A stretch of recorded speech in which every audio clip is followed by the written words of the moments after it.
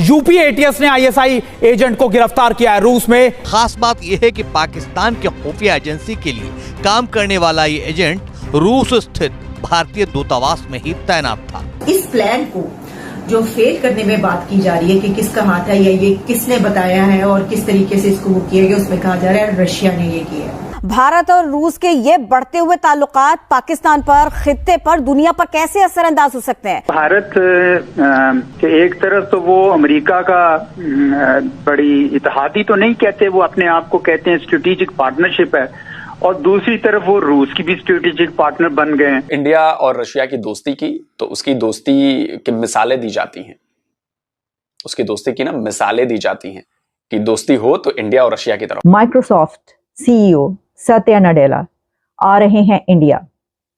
सत्या नडेला ने विजिट करना है इंडिया का 7th and 8th of Feb को। एक सुपर पावर है, दुनिया के 10 बड़े तरक्की याफ्ता मुल्कों में उसका शुमार होता है, 20 बड़ी मईशत में होता है, उसके पासपोर्ट की वैल्यू है, एक इज्जत है, एक रिस्पेक्ट है। क्या एक स्ट्राइक हो सकती है, एयर स्ट्राइक या नेवल स्ट्राइक या कोई भी स्ट्राइक पाकिस्तान में? हम एक हिंदी में वर्ड बोलते हैं, कुत्ते की पूंछ कभी सीधी नहीं हो सकती। तो हमें पता लग गया ये जो पूंछ है ये कभी सीधी नहीं होगी। पाकिस्तान अपना मुल्क चला नहीं पा रहा है, ठीक है। मोर देन 70% पॉपुलेशन जो है वो गुर्बत के सतह से नीचे जा चुकी है। गूगल के चीफ साइंटिस्ट जेफ डीन भी सत्या नडेला के साथ आ रहे हैं और वो ये समझते हैं कि इंडिया में उनके आने से बहुत ज्यादा फर्क पड़ेगा उनके अपने बिजनेस पर भी, टेक्नोलॉजीज पर। नमस्कार दोस्तों, मैं हूं भुवन। दोस्तों, एक बहुत बड़ी खबर आ रही है। यूपी एएसटी ने एक आईएसआई एजेंट को पकड़ा है जो पाकिस्तान का खुफिया एजेंसी है। मॉस्को में रह कर पाकिस्तान के लिए जासूसी करता था और भारत की ये जासूसी करता था, जो इसका पकड़ना काफ़ी अहम माना जा रहा है। और हमारे सिक्योरिटी एजेंसी बहुत कुछ उगलवा सकते हैं, इंफॉर्मेशन पहुंचाया है किसको और उसे रोक सकते हैं। इस बारे में पाकिस्तान की मीडिया क्या कहते हैं, चलो देखते हैं। माइक्रोसॉफ्ट सीईओ सत्या नडेला आ रहे हैं इंडिया। सत्या नडेला ने विजिट करना है इंडिया का 7th and 8th of Feb को, और इसमें वो आ रहे हैं इंडिया के प्रोग्रामर्स से मिलने के लिए। With more than 5 million programmers, India is emerging as one of the largest pools of AI talent for startups and global businesses।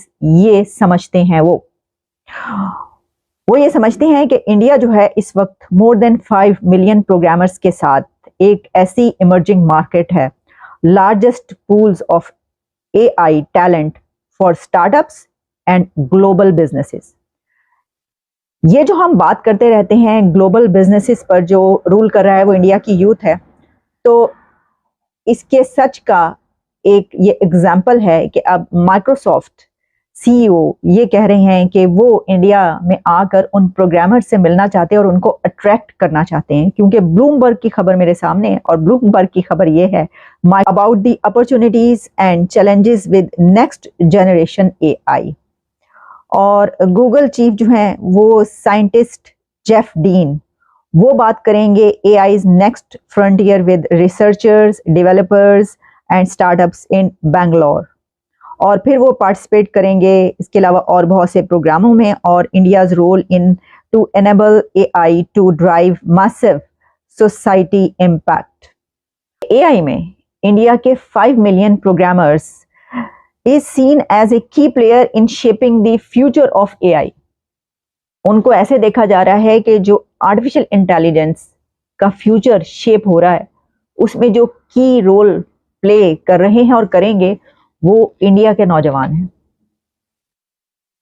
5 million programmers जहां पर होंगे आर्टिफिशियल इंटेलिजेंस के, तो सत्या नडेला वहां पर नहीं आएंगे तो कहां जाएंगे जहां पे वो जिहाद हो रहा है।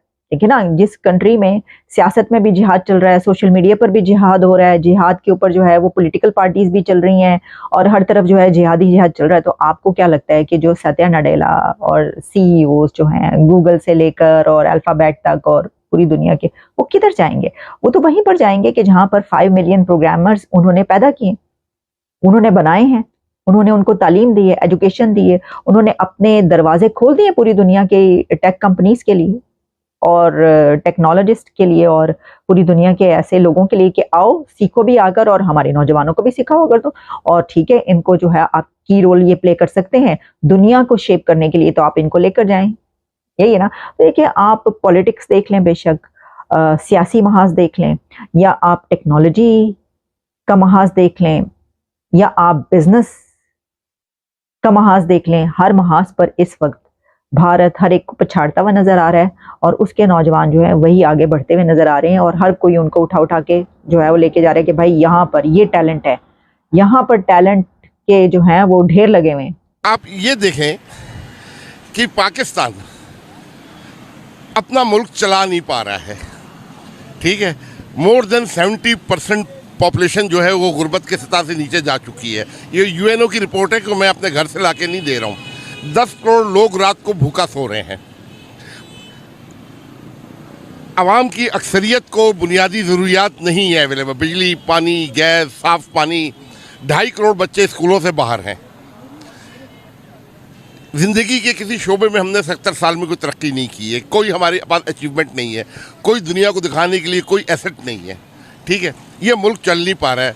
करोड़ों बेरोज़गार नौजवान डिग्रियां लेके सड़कों पे फिर रहे हैं।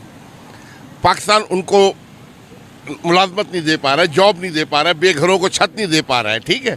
जो एक स्टेट का फ़र्ज़ है अपने आवाम की लुक आफ्टर करना, उसमें हम बिल्कुल ज़ीरो हैं। अगर कश्मीर सपोज अगर आ भी जाता है, 25 करोड़ आबादी इनसे संभाली नहीं जा रही है। वो 50 लाख 1 करोड़ को क्या ये संभाल लेंगे? ठीक है, क्या इनको हमें रोटी दे नहीं पा रहे उनको दे देंगे, हमें बिजली पानी दे नहीं पा रहे उनको दे देंगे। ये तो हो गया ना पाकिस्तान के एंड से, ठीक है।